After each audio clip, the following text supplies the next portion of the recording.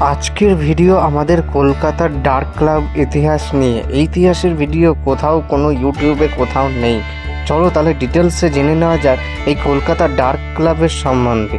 এই কলকাতার dark club কারা বানিয়েছিল, কী জন্য বানিয়েছিল, তাহলে শুরু হচ্ছে এখন। সবাই ধৈর্য সহকারে বসে কিন্তু এই ভিডিওটি দেখুন, ঠিক আছে?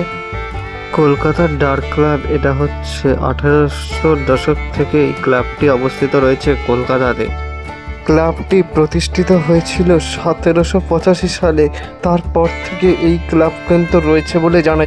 ব্রিটিশ ইস্ট ইন্ডিয়া কোম্পানির দ্বারা প্রতিষ্ঠিত হয়েছিল, কর্মকর্তারা প্রতিষ্ঠিত করেছিল বলে জানা যায়, ঠিক আছে? প্রথমে কিন্তু এই ক্লাবের নাম কিন্তু কলকাতার ডার্ক ক্লাব ছিল না। এটা কিন্তু প্রথমে জেন্টাল রোম্যান্স ক্লাব নামে পরিচিত ছিল। মানে জেন্টাল রোম্যান্স ক্লাব, মানে এখানে শুধু রোম্যান্স করা হতো, এই সূত্রে কিন্তু এই নাম ছিল। পরে কিন্তু স্বাধীনতার পরে এই নাম চেঞ্জ করে দেওয়া হয় বলে জানা যায়। ক্লাবটা এই জন্য করা হয়েছিল বিনোদনমূলক কাজকর্ম করার জন্য। ব্রিটিশ রয়্যাল পরিবার কিন্তু এখানে ঘোড়ার প্রতিযোগিতা হতো এবং তিনি একটা সাদা ঘোড়া নিয়ে কিন্তু একটা সাহেব কিন্তু এখানে ঘুরে বেড়াতো এবং তিনি মারা যাওয়ার পর থেকে কিন্তু ভিক্টোরিয়া ইতিহাস বলে জানা যায়। তোমাদের কেমন লেগেছে এই ভিডিওটা অবশ্যই কমেন্টে জানাও, আর চ্যানেলটা সাবস্ক্রাইব করে পাশের বেল আইকন অল করে দিয়ে পাশে থেকে যাও।